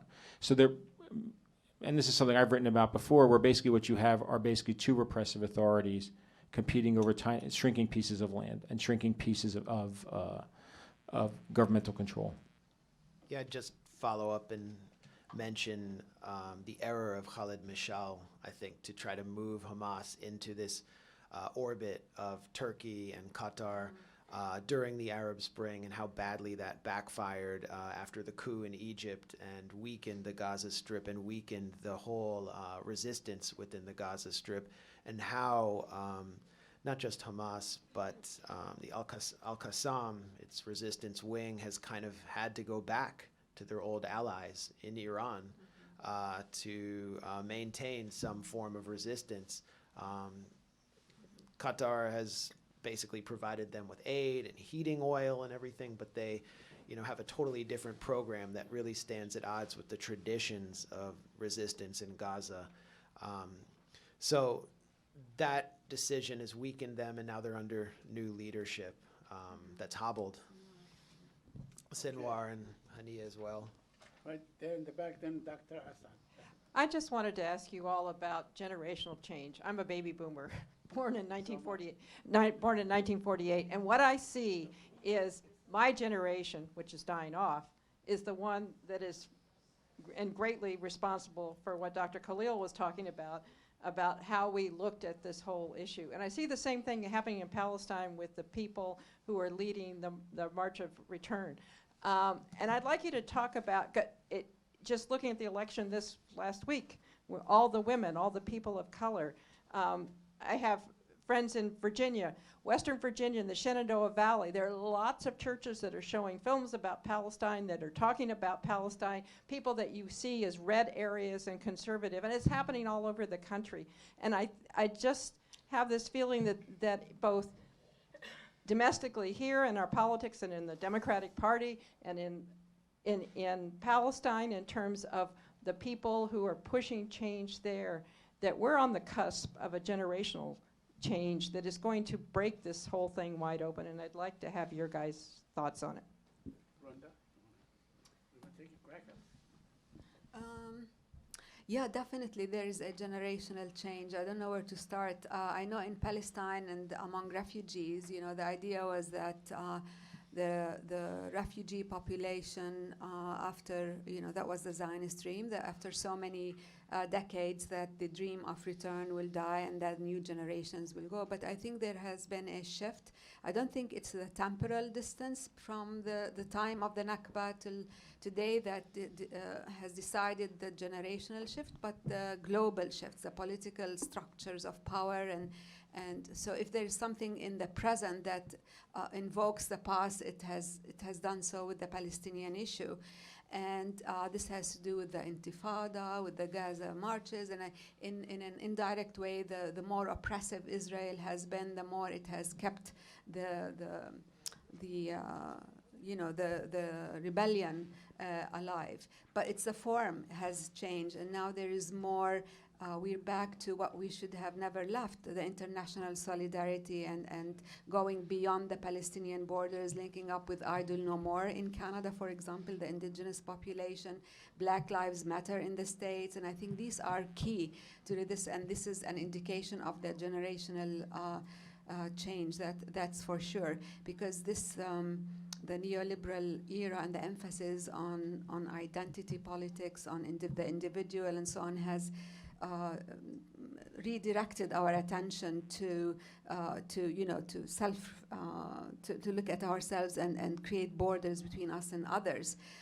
But now I think that it's changing, shifting again, and there is the idea of reconnecting and the international solidarity, and that's generational in my view. I think there's not just been a generational shift, or if there is a shift, it's because there's been an abandonment of the youth around, and we're seeing it play out around the world with so much unrest. Abandonment under a system of global neoliberal capitalism, where young people have simply been deprived of a future here. Educated young people are in debt. They're what Hillary supporters denigrated as basement dwellers because they have to live with their parents. And so Bernie Sanders, the oldest candidate, has the youngest base, and it's no coincidence. Look at what's happening in Chile right now, where Sebastián Piñera, this billionaire president, has basically rammed through all of these austerity policies, and now he's facing massive protests, calling not just for his ouster, but a new constitution that is different from the constitution enacted under Pinochet, in which pensions are privatized. Those young people will someday be old, and they look at their elders who've been abandoned. You can look at Lebanon and Iraq, massive corruption and the kind of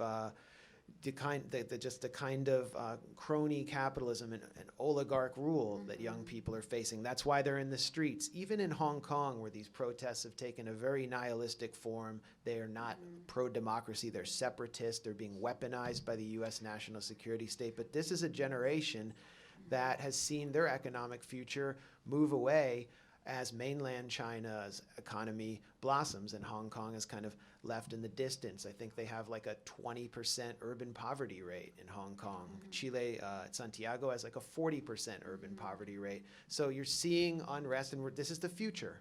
Just massive permanent protest by youth who've been totally abandoned under an economic system that we see expressed in a most extreme fashion in Palestine. So we can kind of look at this as a global Gaza, or a Gazification of the globe.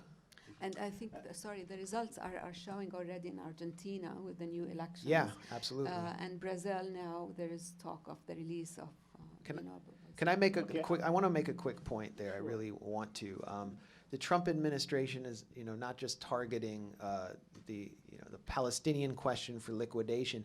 It's targeting in an extremely aggressive fashion the allies of Palestine, and these are states like Venezuela, Nicaragua, Iran, and Syria, Cuba, Bolivia. These are the states whose governments stand up for Palestine at the UN.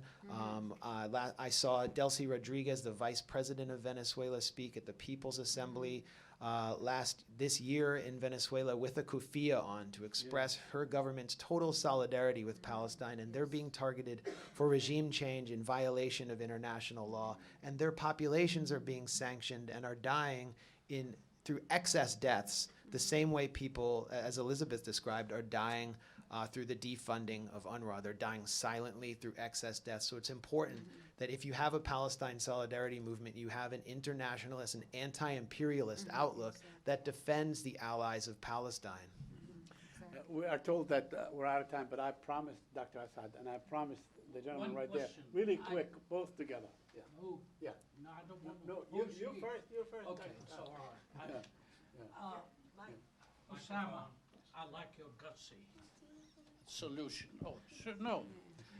I spent 5 hours with Yair Hirschfeld, the one who established our problems. And after 5 hours, I found out the Arabs are 1 day late, $1 short. Okay. And it means we have to have a program. And he said, we cannot follow the program. It's not going to change. By election, by a Democrat, by a Republican, even God is not going to change it. And how are we going to do it, like you suggest, ignore it? That's what my question is. If you hold on to somehow and the answer, I want to go right there, and that will be our very last question. Please. And then we will break for lunch. Mark Harrison with the United Methodist Church. To the last speaker, for us in the faith community, what you said, you're going to have religious leaders in Palestine say that to us, because that's not what they're saying to us. Just be aware of that. And then my other point to you is, given what you said of where we are, particularly towards Palestine, what do you recommend Palestinian Americans do? Do they vote on 2020 or do they stay home? And another, something that Max raised. There were Arab Americans, Palestinian Americans, who worked in the Obama administration. I met one guy who was Palestinian, who worked in the National Security Council, and I asked him, what steps are you taking to stop U.S. folks who have tax exemption of giving money to the occupied territories? He said he couldn't do anything. They didn't want to do anything about it. And he's Palestinian. Thank you. Okay. So I think those two are connected. And I'll just build on the point that Dr. Farah and Max made, which is there is already and you heard some of this morning from Dr. Messed, there is already a growing international solidarity movement. And it's operating at several different levels. The problem is at the higher level, right, in the halls of power, there's still a Palestinian leadership that will sell out every single right to keep themselves in power.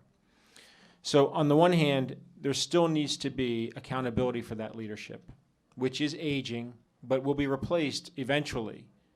And that's already moving towards what we're already seeing some factionalization and basically warlord rule in the West Bank, okay? This ties into the question about the churches. And so you have the Kairos document, you have the BDS call. So both of those are established as points of unity, okay, for churches or for individuals in international solidarity movements. There's also the generational change that we've been hearing about. And so I think if we look to, one, on the generational change, as well as those established movements that are out there, whether it's BDS, the International Solidarity Movement, these are not mutually exclusive.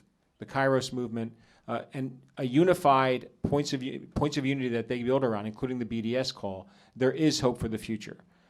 But that's going to be difficult, one, with some of the existing structures, both here in the United States and globally, and in Palestine with a leadership that is utterly corrupt through and through.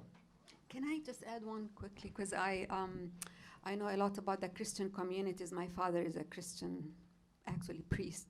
And from Palestine, and he's been working all his life to de-Zionize the Bible, to challenge the traditional basis of Christian theology. And there are many movements, Sabil, for example, based on liberation theology, and they're taking people to Palestine to sorry? Yeah, but but no, what I'm saying is that I think those who are, it's not up to only Palestinian the church leaders to do that, but it's the responsibility of the Christian communities who are aware and know of what's happening to the Palestinians to speak out and not be, afraid to raise awareness, especially in to confront the Zionist evangelists that have massive access to the media and telemedia and so on. So I think it's through these smaller grassroots Christian communities that we have a lot of work to do. All right, with that, we shall end this session and go to lunch. Please give the panelists a big hand, and we could talk about these issues endlessly. So we thank you all.